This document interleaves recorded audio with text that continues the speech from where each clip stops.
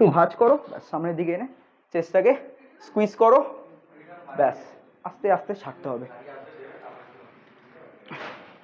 অনেকে ভুল যেটা করে সেটা হলো এই জিনিসটা করে, এই জিনিসটা, ওকে, এই জিনিসটা করা যাবে না।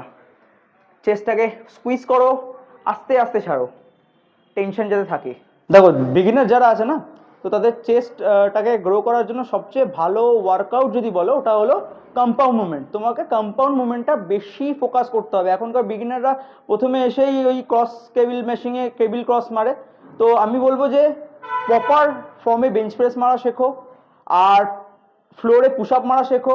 বেঞ্চ প্রেস দু রকমের বেঞ্চ প্রেস মারো, ইনক্লাইন আর ফ্ল্যাট বেঞ্চ প্রেস, এই দুটো বেঞ্চ প্রেস মারলে আর পুশ আপ মারলে আর একটা দুটো ফ্লাইং মুভমেন্ট করলে তোমাদের চেস্ট খুব ভালোভাবে ডেভেলপড হবে। প্রথমে আমাদের চেস্টের ব্যায়াম দেখান আপনি। চেস্টের এক্সারসাইজে ঢুকছি। তো ফার্স্ট আমরা পেকডিক ফ্লাই দিয়ে শুরু করব। জাস্ট নর্মাল 3 থেকে 4 সেট করতে পারো, আর রেপিটেশনটা একটু ফাস্ট যেহেতু করছো তো রেপিটেশনটা একটু হাই রাখবে, আর ওয়েটটা একটু কম দিয়ে শুরু করবে। তো আমি মোটামুটি 12 থেকে 15টা রেপিটেশন রাখো, আর ব্যাস স্টার্ট।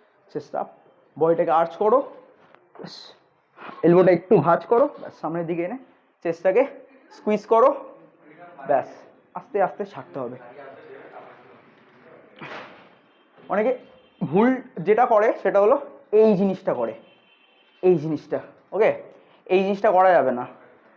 চেস্টটাকে স্কুইজ করো, আস্তে আস্তে ছাড়ো, টেনশন যাতে থাকে, ব্যাস স্কুইজ, স্লো ছাড়ো।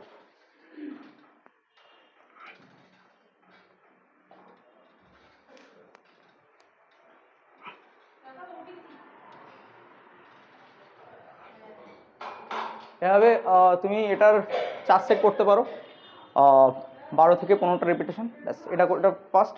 Second exercise just flat bench press, ওখানে দেখাবো।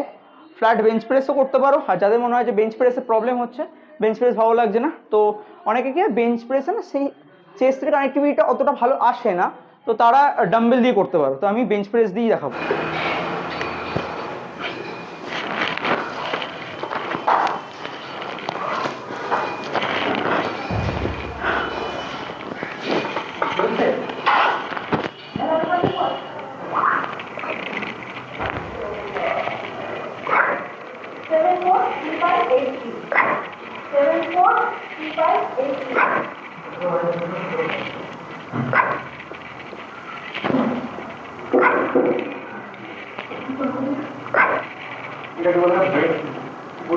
Bench press, barbell bench press.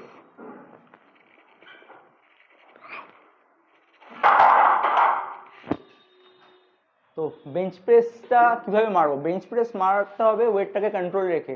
Like bench press মারার সময় ওয়েটটা যেন তোমার ভারী না হয়ে যায়।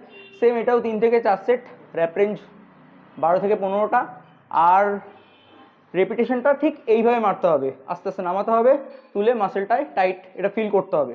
অনেক কী করে, যারা বিগিনার ওয়েট বেশি করে চাপিয়ে দেয়, ওয়েট চাপিয়ে দিয়ে খুব ফাস্ট মারতে থাকে, ফার্স্ট সেট 6টা 8টা মারলো, ভালো হয়ে গেল, ওভাবে করতে পারবে না।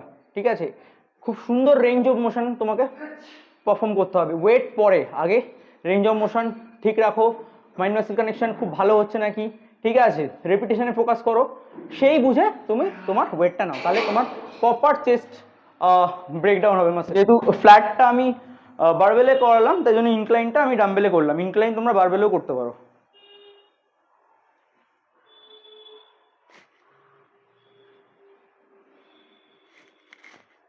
থেকে আমি দুটো জাস্ট 17.5 ডাম্বেল নিয়ে নিচ্ছি।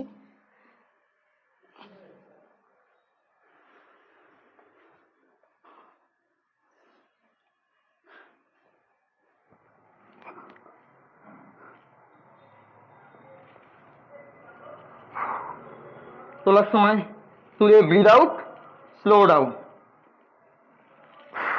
Breathe out, slow down.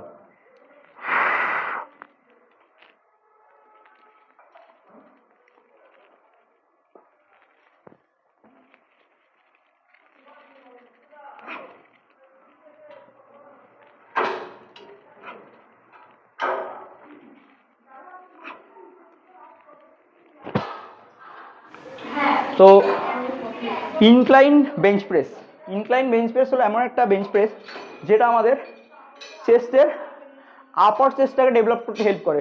যখনই তোমার আপার চেস্ট ডেভেলপ হবে তুমি সামনে থেকে অনেকটা বড় দেখতে লাগবে, ঠিক আছে? তোমার আপার চেস্ট যত ডেভেলপ করবে তোমার চেস্টের ব্রিথ তত বড় হবে। তো ইনক্লাইন ডাম্বেল প্রেস বা বেঞ্চ প্রেস চেস্ট থেকে কেউ স্কিপ করো না, এটা যেভাবে দেখালাম ঠিক এইভাবে পারফর্ম করো। এর সাথে আমি জাস্ট একটু ইনক্লাইন ডাম্বেল ফ্লাই করে নেব অল্প ওয়েট দিয়ে।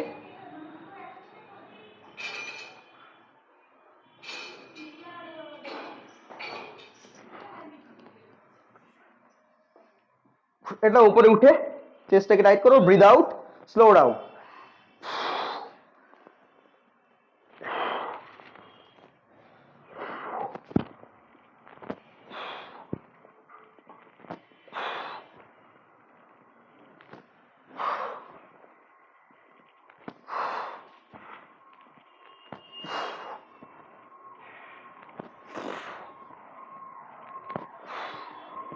তো ইনক্লাইন বেঞ্চ প্রেস হয়ে গেল। তো এবার লোয়ার চেস্টের জন্য কিছু করব।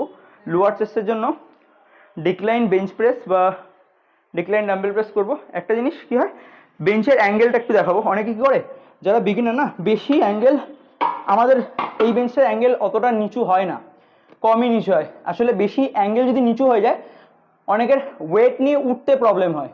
তো বেশি অ্যাঙ্গেল ডিক্লাইন মানে লোয়ার চেস্টে হিট করার জন্য বেশি অ্যাঙ্গেলের দরকার নেই, এই অ্যাঙ্গেলটা এনাফ। জাস্ট 3 সেট 10 থেকে 12টা রেপিটেশন। একটু ওয়েট নেওয়ার চেষ্টা করো, লাস্টের দিকে থাকে তো ওয়েটটা অতটা নেওয়া যায় না, তাও চেষ্টা করবে। চলো।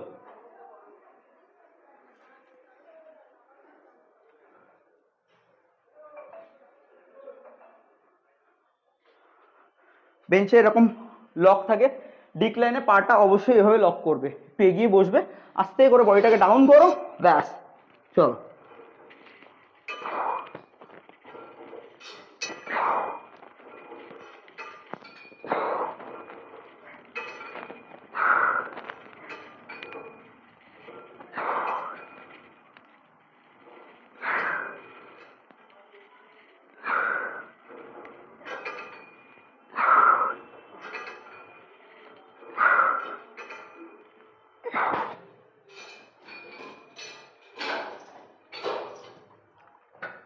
এক্সারসাইজ 3টে প্রেসিং মুভমেন্ট করলাম আর 2টো ফ্লাইং মুভমেন্ট করলাম।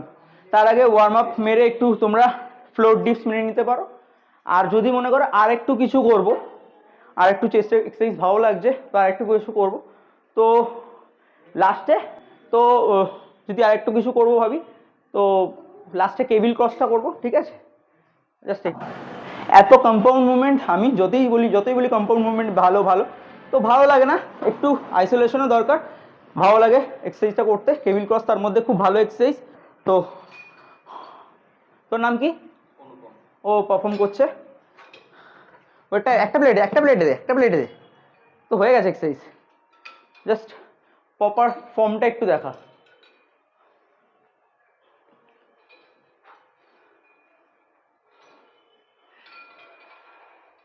একটু হাত পাটাকে পেছো, ওই পাটাকে, হ্যাঁ, চেস্ট আপ করো, পুরো নিয়ে এসো, চেস্ট এবার নিয়ে এসো, হোল্ড করো, একটু সামনে ঝুঁকো, সামনে ঝুঁকো, ব্যাস, নিয়ে এসো। দেখতে পাচ্ছ চেস্টটা কিভাবে টাইট করছে, আস্তে আস্তে ছাড়ো, আর একটু উপরে তোলো, উপরে, হ্যাঁ, ভেরি গুড, ঠিক আছে।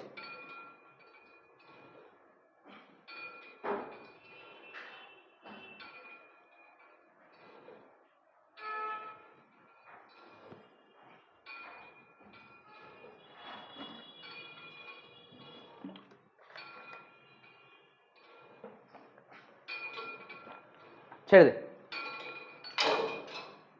তো এই চেস্টের এই এক্সারসাইজগুলো করলে এনাফ। শুধু এক্সারসাইজগুলো যাতে খুব ভালো, মানে ইগো লিফটিং করো না প্লিজ, মানে বেশি সবাই ইগো লিফটিং করে। কন্ট্রোল ওয়েতে, আমি যেভাবে বললাম কন্ট্রোল ওয়েতে মারো। যদি একটা ওয়েট নিয়ে তোমার ফার্স্ট সেটে 8টার কম রেপিটেশন হচ্ছে ফার্স্ট সেটে, তাহলে ওই ওয়েট নেওয়ার দরকার নেই। এমন ওয়েট নাও যাতে ফার্স্ট সেটে অ্যাটলিস্ট 12টা রেপিটেশন হয়, সেকেন্ড সেটে 10টা, থার্ড সেটে 8টা, এর কম যেন রেপিটেশন না হয়। আর ভালো করে ডায়েট করো। রিকভারি সবচেয়ে ইম্পর্টেন্ট। আমি হোমওয়ার্ক আর ক্লাস ওয়ার্ক বলি, ক্লাস ওয়ার্ক মানে এখানে, আর হোমওয়ার্ক মানে পুরোটা বাড়িতে। তো রিকভারির উপর ধ্যান দাও, ভালো ডায়েট করো, আর একটা জিনিস, বেশি রাত জেগে থেকো না কেউ, ভালো তাড়াতাড়ি ঘুমিয়ে পড়ো, মাসেল গেইন খুব ভালো করে হবে, ব্যাস এইটুকুই।